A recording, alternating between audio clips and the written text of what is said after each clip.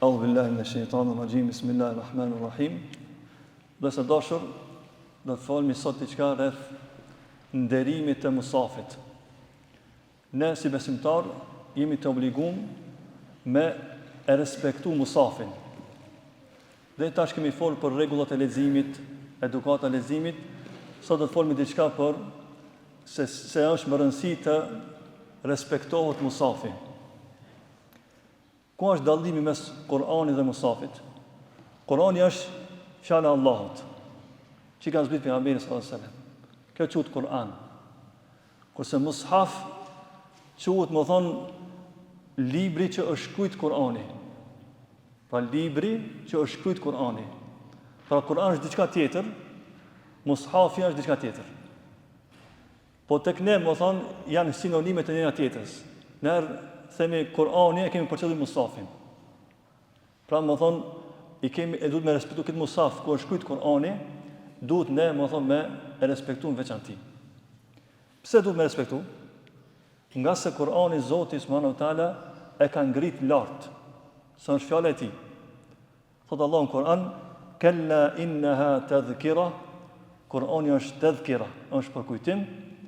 "Faman sha'a dhakara", e kush ka qef në të marrë mësim, "fi suhufin mukarrama", Kur'ani është i shkruar, është më thon i shkruar, më thon dhe i ndershëm. "Marfu'atin mutahhara", është i ngritur dhe i pastër. "Bi aidi safara", dhe Kur'ani është shkruar me dorën e melaçeve. Pra, kjo ajet po na mëson se Kur'ani e ka pozitën e lartë. Ne besimtarët e madhrojmë Kur'anin, e respektojmë Kur'anin, sa është fjala e Allahut.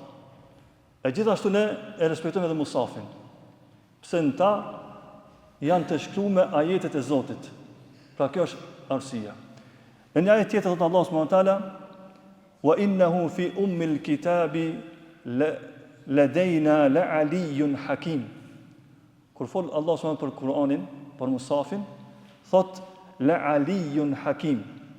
Kur'ani është i lartë dhe është i urtë. Mësimet e Kur'anit janë të urta, janë të kapshme, janë logjike.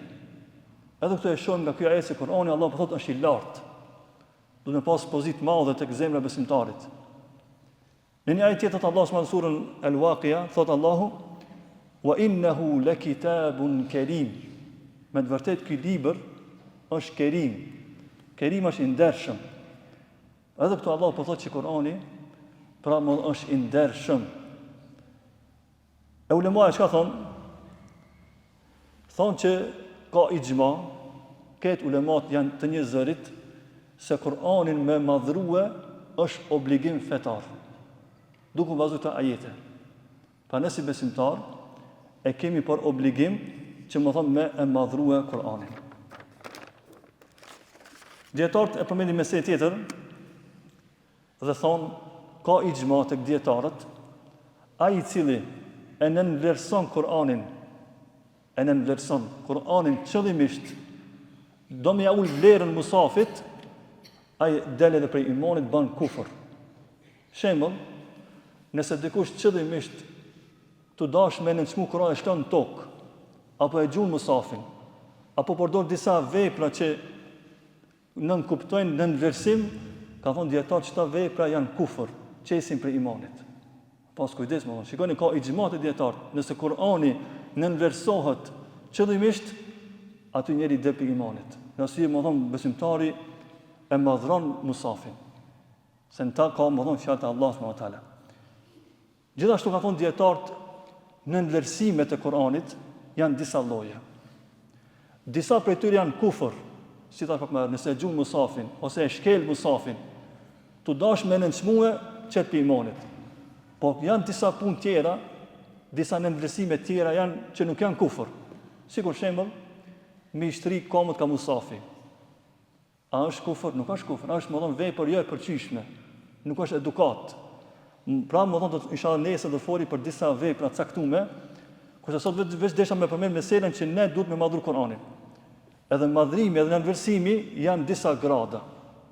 Disa gabime që bëhen ndaj musafit janë të rënda, e disa të tjera janë më të më të lehta. Gjithashtu kanë thonë dietarët, nënversimet ndaj Kur'anit janë të ndryshme, ka shumë. Saqë dietarët kanë shkruar edhe libra, format, disa me emra, cilat gjëra e nënversin Kur'an. Sikur shembull, ne kemi përmendur më herët meselen me lexu Kur'an pa abdes. Është një ndër format e nënversimit Kur'anit. Ai që lexon Kur'an pa abdes, ai më thon sikur e ka nënversu fjalën e Zotit, se na ka mësuar pejgamberi sa neve me lexu Kur'anin me abdes. Inshallah më prej nesër do t'i përmendim një nga një disa vepra që bjen desh me madhrimin e Kur'anit, me respektin e Kur'anit. Inshallah vazhdojmë nesër. Wa aqulu ma tasma'un wa akhiru da'wana alhamdulillahi rabbil alamin.